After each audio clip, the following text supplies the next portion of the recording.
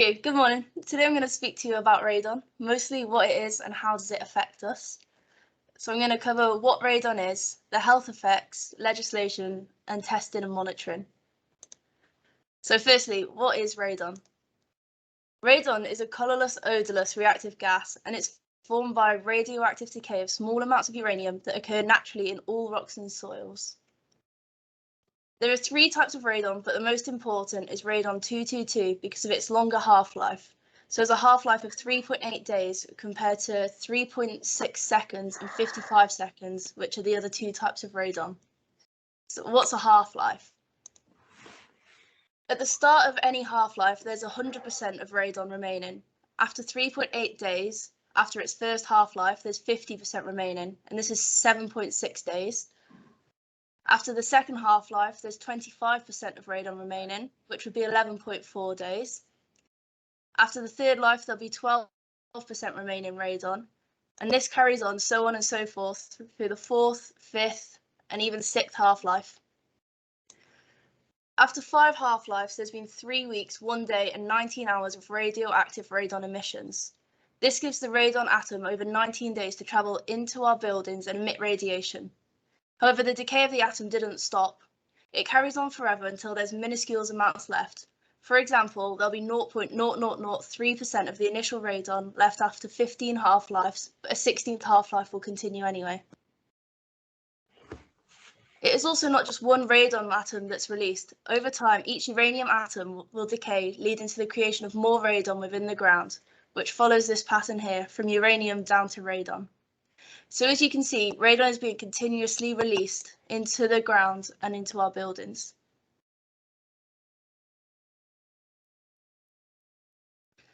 Certain soils and rocks that contain high levels of uranium, because of that, also store natural deposits of radon. So some of the highest containing radon rocks are granite, shale, phosphate, and pitchblende. So when this radon is being continuously formed in the soil, it's released into the atmosphere, and this map from the UK Health and Security Agency, which was previously known as Public Health England, identifies the high radon areas in the UK. This map is made from combining surveys undertaken by the British Geology Society and radon testing from Radon UK to determine an indicative level of radon risk per kilometre squared across the UK. This map's available online and is helpful to identify whether a building is in an affected area. So an affected area is where the radon risk is anywhere over 1%. And this means that there's 1% or more chance of a house having a radon concentration at or above the action level. So for example, if you're in a 5 to 10% band, such as Newport City Centre, there's a 5 to 10% chance that the radon concentrations are above or at the action level. So how does radon actually travel up into our buildings? Because radon's a gas, it can more easily leave the rocks and soils by escaping through little gaps and fractures. So a higher permeability, which means that there's more gaps between the little fractures and rocks, means that more radon can be released. This is why it's important that we're focusing on radon 222, because the longer half-life means that it can give radon the time to travel and move between the fractured bedrocks. The important thing to know is that gases always want to be in equilibrium. So they always want to move from an area of high pressure to low pressure. You can see here that the gases from the high pressure area move into the low pressure area, and this creates an equilibrium between the two. So this is what happens when radon tries to disperse from the high pressure area in the soil to the low pressure area in the building. When this occurs outside, it's okay because the radon disperses up to 63 meters and is diluted by the other gases that are naturally present in the atmosphere. However, when there's a building, the radon concentrations can build up. Radon moves into the building because of this pressure difference. The pressure is lower in the house than in the ground, so the air moves from the ground into the home to try and reach the pressure equilibrium. Also, if there's any presence of openings or cracks in the structure's foundation, then this means that the radon will more easily move into the home or the workplace. This list expresses that anywhere that air can travel through, radon can too, and it can become trapped within a built environment. It's trapped because there is a lower pressure within the house or the workplace than in the ground which it came from, and gases want to move from a high to low pressure. Radon fluctuates throughout the year. So firstly, through seasonality. In winter, windows are more often closed, which means that the radon concentrations increase because there's less ventilation in the home. Also, more heating and hot air is released from the roof, which means that more air is drawn up from underground. However, in the summer, we generally open our windows, which allows for radon concentrations to disperse, and more ventilation through the home means there's a more constant pressure and temperature, leading to lower radon concentrations. Another thing that can cause fluctuations is the buildings themselves. So each building has a different number and size of structural cracks. So you see the building on the left has a few little cracks, which may lead to a more distributed radon concentration. But if there's one large crack in, say, a store cupboard, this could lead to elevated radon concentrations in this one area. Also, each building's occupants use a different level of heating and ventilation systems, which will change the pressure gradient we spoke about earlier. Most radon enters the buildings through the soil, so more radon is generally found on the ground floor than the first floor. And this was found where 100 buildings were tested over 3 months. The highest radon concentrations were found on the ground floor compared to the first, second, and third floor. However, if this building had a basement, then we'd expect the radon levels to be even higher. To account for these fluctuations in both seasonality and building usage, an annual average is calculated using a formula after analysing any radon monitor. The application of this equation also means that radon testing can be undertaken at any time of the year. The annual average is calculated and reported. This is the value that must not breach any action levels. So why is radon a concern? Radon produces a radioactive particle in the air that we breathe.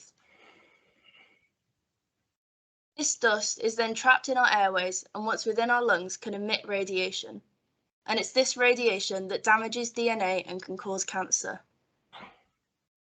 Radon causes 3 deaths every day and contributes 1,100 radon lung cancer-induced deaths from just exposure at home. There's not enough accurate data yet on workplace radon exposure and lung cancer development, but once included, this figure is expected to rise. We measure radon in a unit called becquerels per meter squared, and a becquerel measures the radioactivity or the decay per second.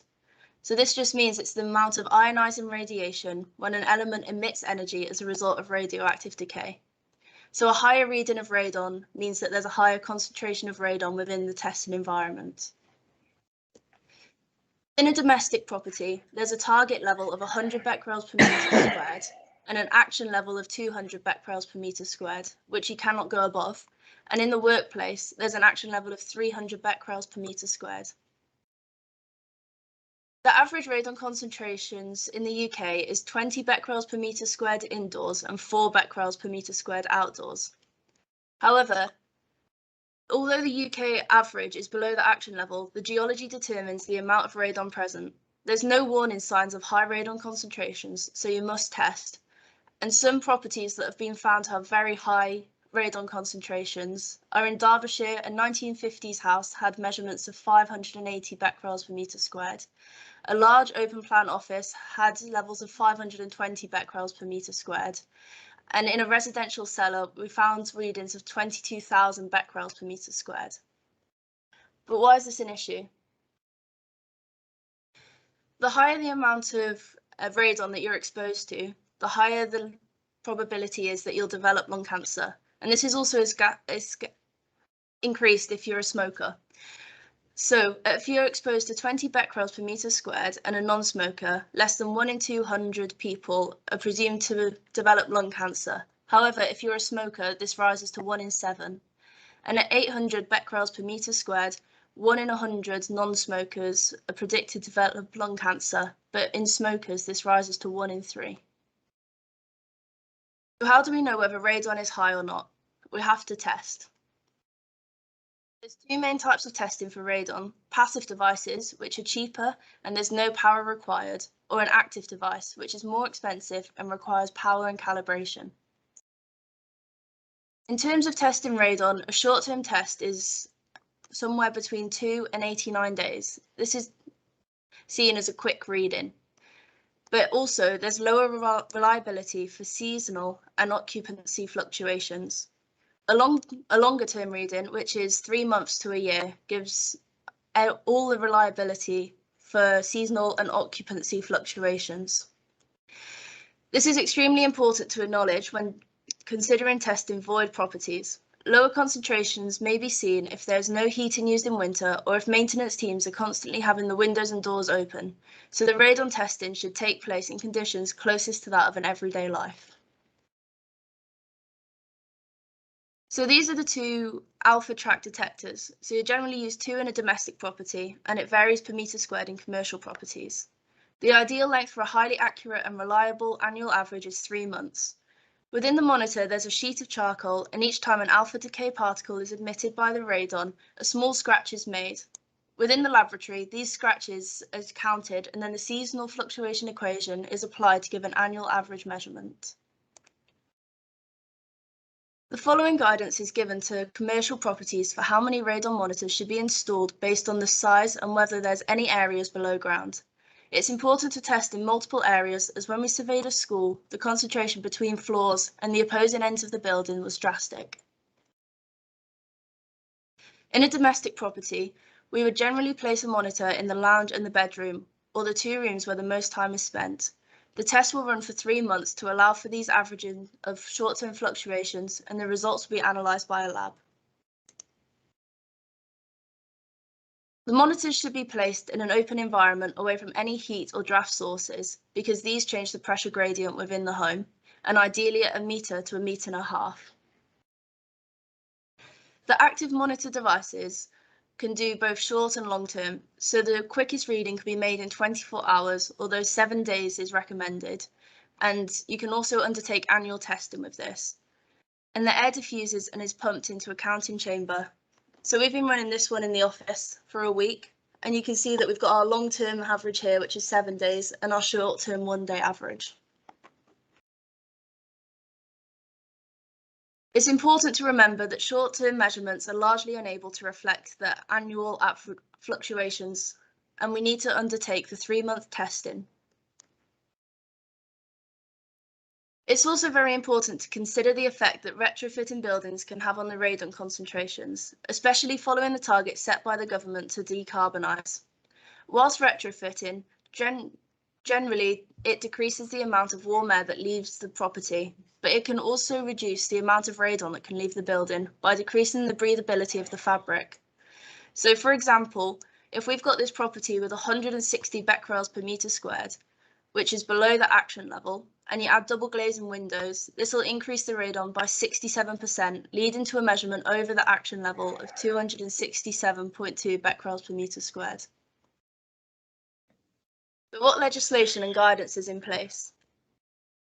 There's low awareness around radon and what legislation it is included in. Whilst radon doesn't have its own set of regulations, as it is a carcinogenic gas, it is considered a risk under these legislative acts and regulations. So just a reminder that there's a target level of 100 becquerels per metre squared and an action level of 200 becquerels per metre squared in domestic properties, and within a workplace there's an action level of 300 becquerels per metre squared. The bodies that are responsible for enforcing this are local authorities for domestic properties and Health and Safety England for commercial properties. The Health and Security Agency provides guidance for England and both Wales. So, under the Health and Safety at Work Act and the Management of Health and Safety at Work regulations, under these clauses, every workplace should have a radon risk assessment, and this should be included in your policy and procedures for radon. HSA advised that radon is a hazard if the workplace is in an affected area where there's more than 1% risk, if there's any areas below ground, if a basement area is occupied more than 50 hours a year, or if there's a suspected radon source through either groundwater or geological samples. If any of these apply to your workplace, then you must undertake a risk assessment and you should complete radon testing. If the testing shows measurements over 300 becquerels per metre squared as an annual average, you must inform your employees and reduce exposure either by reducing access or reducing the radon and retesting. At this point, you must employ a radiation protection advisor who will help you through this process. and any engineering controls should be undertaken by a specialist radon mitigation contractor. If the testing shows measurements under 300 becquerels per metre squared, then you should review your risk assessment every 10 years, and the HSC and local authorities are responsible for this enforcement.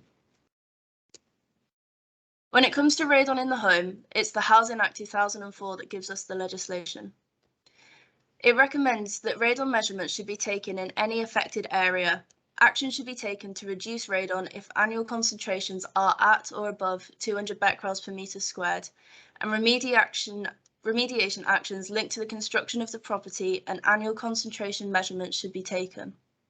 Whilst 200 becquerels per metre squared is the action level, all remediation work should be undertaken to place the property below the target level of 100 becquerels per metre squared. So what can we actually do to remediate the radon risk? The Health and Safety Security Agency have created this flowchart to best guide people into what remediation actions they should take, based on the floor type, radon level, and whether it's a passive or active building. So firstly, there's a radon sump. This is attached to the side of the building and helps create an area of low pressure for the radon to flow into. Radon enters the pipe and is released into the atmosphere. A passive sump can be used up to 300 becquerels per metre squared, and an active sump, which has a fan included too, can be used over this. A positive ventilation system can be used up to 500 becquerels per metre squared, and this is where the air from the attic is filtered into the home to dilute radon concentrations. And lastly, underfloor ventilation. This is where there's a suspended floor and radon is removed from below the house, so that air flows through and out of the home before entering into the property. This can also occur with a fan, and this means that there's more radon suction and ventilation, which causes dilution of the radon concentrations.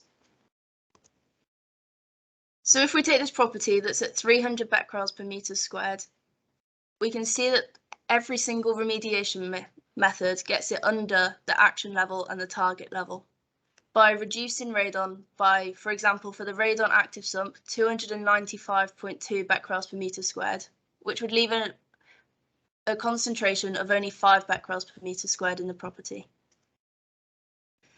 After installing any radon remediation, annual retesting and maintenance checks must occur. This assesses the efficiency of the measure and checks there's been no damage to them.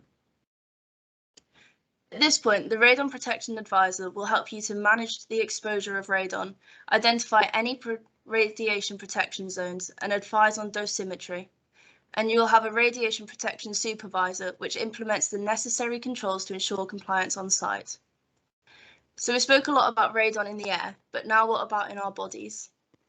So radon in the air is measured in becquerels per metre squared, but when it's radon in our bodies, it's measured in sieverts, or this is the dose of radon. So dosimetry is defined as the determination and the measurement of radiation absorbed by a substance or living organism. This diagram acts as a reminder that there are 3 types of radiation, alpha, beta, and gamma. And when we're talking about the radioactive decay of radon, we're focusing on an alpha emission. The alpha particles travel the shortest distance out of the 3 radiation types and cannot travel through the skin.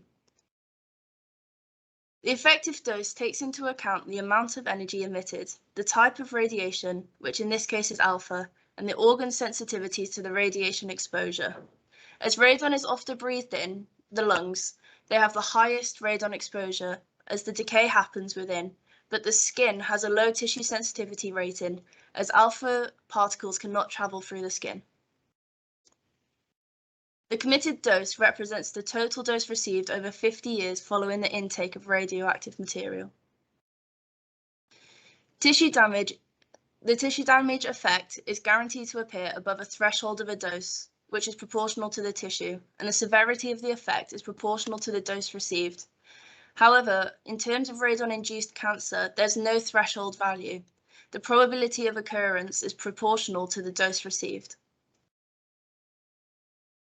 So the radon ingredients, if you can call them that, is the geologic source which prompts the creation of the radon, the built environment which traps the radon concentrations, and the behavior demographics which can either increase or decrease the radon exposure. So just to summarise, radon is colourless and odourless. It's harmful and causes lung cancer. Risk assessments are mandatory and testing should occur. Remediation methods reduce radon levels. And here's just the radon map for South Wales. And if anyone has any questions, or if there's any in the chat, pop them in. Thanks, Bethan. That was great. I can see we've got one question in the chat. I've got feedback. Has anyone else got feedback from me?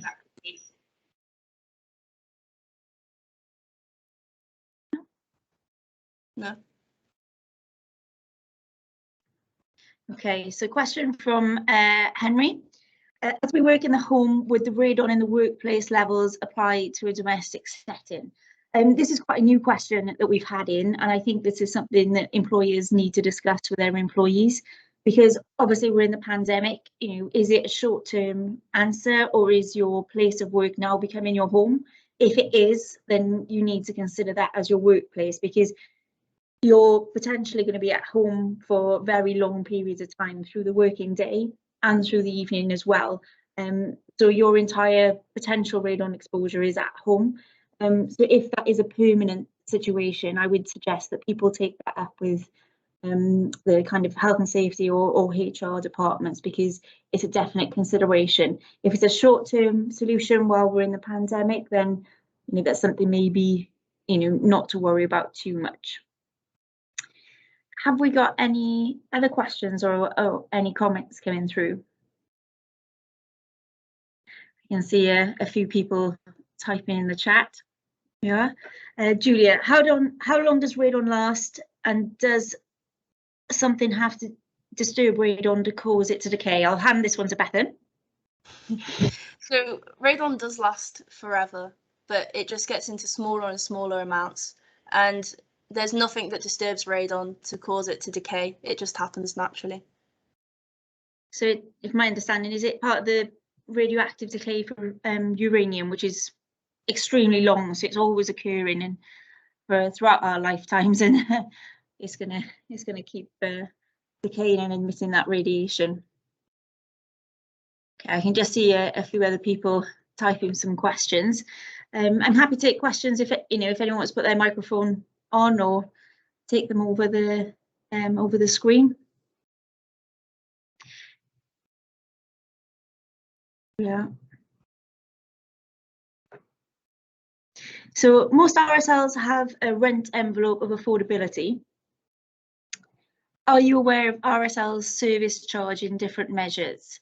I'm not aware of them being a service charge for different measures. I think this falls under kind of health and safety responsibility to tenants. So this is generally something that we see RSLs take on themselves, rather than put this into a service charge for property. Again, it's something to discuss as an organisation, but I feel that as a health and safety measure, it would probably best sit with the RSL rather than passing that on to a tenant.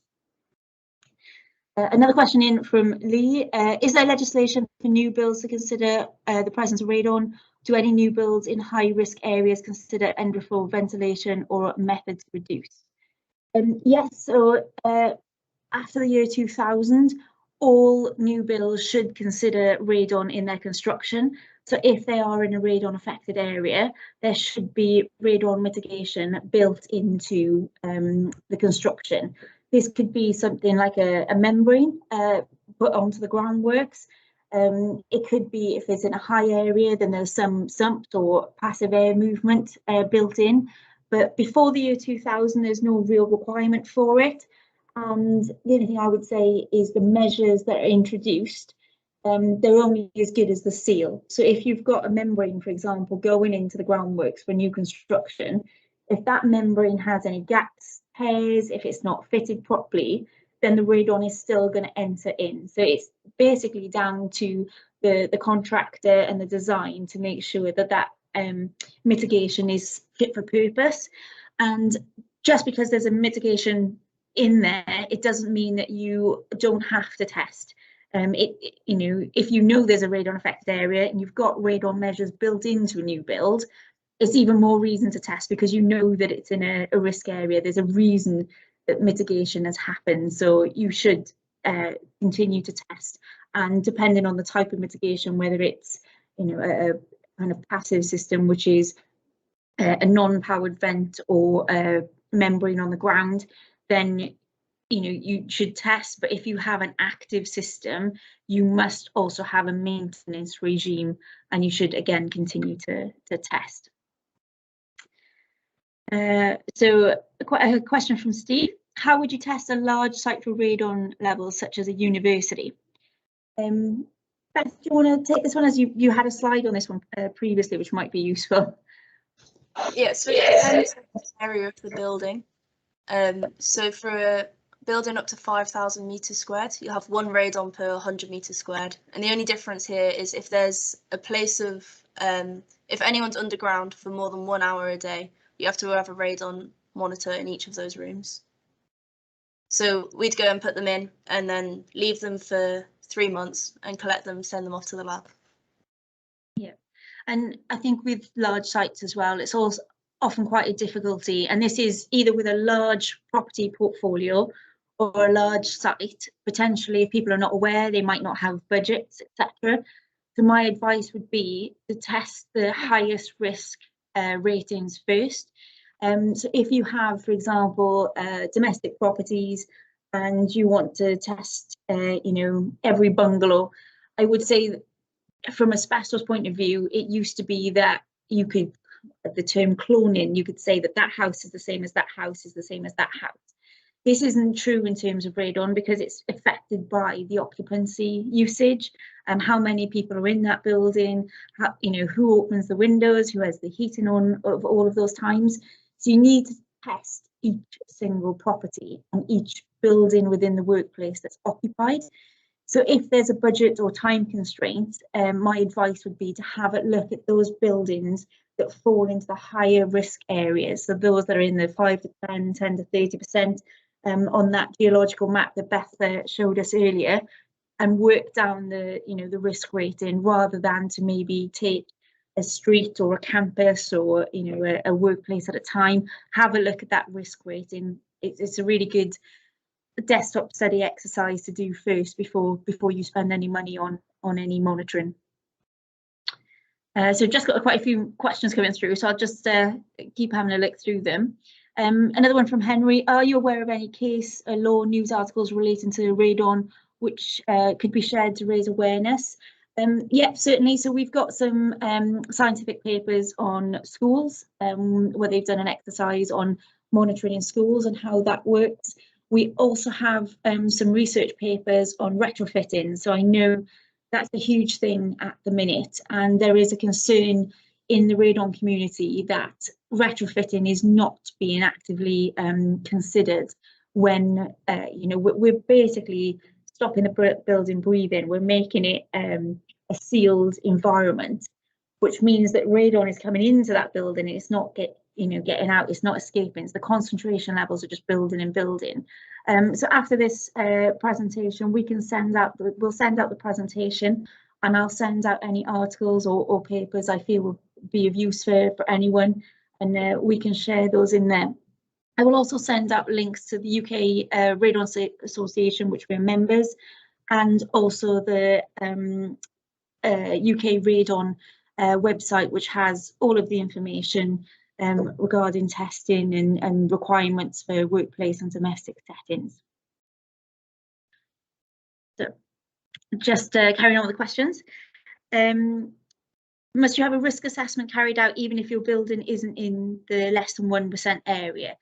So if you are on the radon risk map and you fall into the less than 1% risk area, you don't have to have radon monitoring carried out, providing that you don't have any underground workplaces or basements. Because the risk below ground is so intense, that negates anything. If any property has a basement or below ground work area which is occupied for more than 1 hour a day, you must undertake monitoring in each room. But if your building falls out of that, then you don't have to undertake monitoring. You have to assess the risk, and your risk assessment would say, okay, we're in extremely low risk. We don't have to undertake the monitoring. So yes, risk assess, no for the monitoring requirements. Okay, question from Nick. Is there any difference between the Welsh Government and UK Government requirements? Does the whole of the UK refer to the Health and Safety Security Agency guidance? This does affect Wales and England. Scotland are slightly different. The requirements are pretty much the same, but they tend to be have their own health and safety guidance around it. But England and Wales are the same. So the UK Health and Security Agency guidance affect Wales and England in exactly the same way. There's no difference in requirement there. Okay, a challenging one from Henry. What is the specific rock formation in Newport that is associated with radon? I'm going to have to go back to my geological days in university and work this one out. Generally, we've got, if you look at the map, it tends to concentrate on the South Wales coalfields. So I can come back to you with a specific answer to that question, Henry. But if you look at the UK radon map, you've got high levels of granite in Cornwall working through. Same in West Wales, there are extremely high levels of granite on Pembrokeshire. And South Wales coalfields, Newport, I'm going to have to go back to you with a specific answer to that question. There's always one challenging question. So thank you, Henry, for being the person that's raised that one for me. Okay, I haven't got any more questions on the chat. I am not sure if there's anyone wants to ask any further questions, or if we'll leave it with Henry's geological challenge for myself and Beth to come back. Yeah, we've just got Julia type in another question there at the end. Yeah. Do you know if employers in radon areas are actively monitoring radon? I think my answer to this would be it varies. It varies massively between organisations and is purely based on the knowledge of people within that organisation. So we have a number of clients in Cornwall and the South West, and their radon monitoring policy and schemes are exceptional. They're outstanding. And the reason for this is a number of years ago, probably 5 to 7 years ago, the HSE ran a campaign because of the high levels of radon in Cornwall due to the geology. They ran a campaign, and you found that people's awareness started to increase. And you know, that spread throughout the industry as people move from organisation to organisation. They took this knowledge with them. We haven't had that level of input in South Wales. We're reliant on people's knowledge because radon isn't governed in the same way that you know, asbestos or Legionella or fire, where they've got their own specific legislation. The legislation regarding specifically radon, the ionising radiation regulations, they don't kick in until the action levels are breached. So you're relying on that umbrella that Beth talked about earlier, the Health and Safety at Work Act, the Health and Safety risk assessments, the housing risk rating system. Everyone's relying on radon fitting somewhere in that huge umbrella of compliance and health and safety. So I would say there are some clients that we work with in the South Wales area and the South West that are very much on top of this. They have their monitoring, they have policies and procedures. There are others that I would say probably haven't even considered radon as a risk, which is one of the reasons we're sharing this free webinar today, is to try and help people understand and raise awareness of the risks of radon and what they need to do. That's quite important to us as an organisation. As I said earlier, it's a really key part of being part of the UK Radon Association. Just another couple of questions coming in. Can a building owner be prosecuted for not monitoring risk assessing radon? Leah, I'd say the answer to this is yes, because it's a risk. It's covered under the legislation. Honestly, has this occurred? I would say not. We've sat in on a talk from the HSE probably about 6 weeks ago on their policy regarding radon, and I think what we're going to see in the next couple of years is the HSE tightening up on their assessment of whether radon is being considered in the workplace and domestic settings. They are slowly starting to mobilise and put a little bit more attention onto radon, I think we will see some changes in guidance and a little bit more information coming from the HSE. So, you know, technically, yes, it answers the question. Is it occurring? Is it common? No. I feel that we're probably a few years away from this, you know, there being prohibitions or improvement notices on organisations, but I feel it will come. There is a definite focus on this. If you think of the other compliance, so asbestos, we're probably back in 2004 where, you know, they changed the regulations, everyone had to have a survey done. We're kind of at that level with radon now, we're kind of moving into that. So I think it will come, not quite yet. I think this is a period for people to start getting their policies, procedures in place for when the HSE start to ask as part of their assessment. So another question from Henry. The worked example we use for retrofit, is this based on a deep retrofit, the EPCA? How will you target the knowledgeable gap with principal designers? So this is the information that we have is based on a research paper, which I'll send through to everyone, and it's something that we are circulating to our clients that are undertaking retrofit in domestic settings at the minute. Yes, it was considered for a deep retrofit. How will we target knowledge? This is something that I've raised to the chair of the UK Radon Association. We are in a very fortunate position in MSS as we deal with multiple compliance elements. We're working with organisations to retrofit. We're working with organisations to manage their radon, you know, asbestos, Legionella, fire. So all of that cumulative knowledge, we've gone, okay, you're retrofitting and you've got radon issues. Let's bring this together.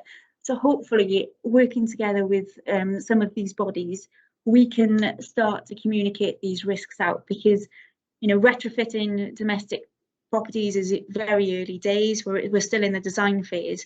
We need to fit that information in, and I think that needs to come from bodies such as Health and Security Agencies, such as UK Radon Association, and we will play as much of a part as educating people as we can on that. Fabulous. I'm not sure I can see, there's a few people typing. One for Bethan. Why are short-term monitoring measures used if they are less effective? So short-term monitoring is quite useful to work out where the high radon areas are. So if you have a large premises, you can do a few measurements for a couple of days, and then you can target where you want your long-term measurements to be. Also, if you've got a serious issue and you want to know really quickly, but it's important to remember that the short-term measurements wouldn't hold up in court, as say. They're not seen as reliable. It's seen as an indication, whereas the long-term measurements, that's when you get your true information. So they can be used as a snapshot, but it's more to use as an indicative level for where you should do your long-term testing. Okay, thanks, Bethan. You can see a few more questions coming through, which is great. It's obviously an interesting subject, because of all the webinars that we've done, there's probably more questions that have come through today. So hopefully, you know, this is starting to raise awareness, and these questions are starting to trigger some more thoughts into radon management. So is radon captured as part of the housing health and safety risk rating system? Yes, it is, Henry. It's in there as a carcinogen. So there's a requirement to act and to monitor that. So I will send you through the page reference as part of that, because I had to look that up myself as part of research a little while back. Because, as I say, it's all buried somewhere in the legislation. If not mentioned directly in the Health and Safety Work Act, it's mentioned as a risk. But in the Housing Health and Safety risk rating system, yes, it is measured in there under a carcinogenic substance.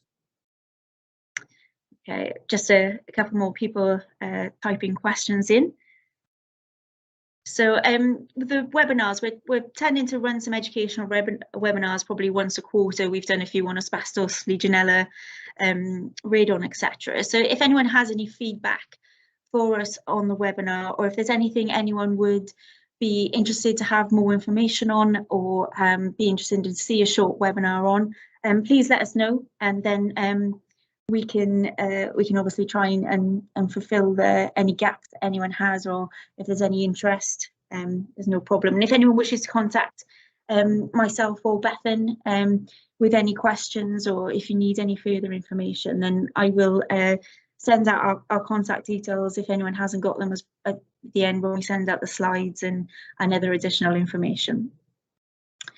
I can't see any more questions coming through. I'm not sure if we have any, but if we haven't, I would like very much to thank Bethan for taking the time to put the slides and the talk together and delivering it today. I know it's a big ask, a few months into a new company, and I think you've done an exceptional job today, so that's really good. So if anyone hasn't got any further questions, then I would thank you very much for your time, and hopefully speak to you all soon. Thank you very much.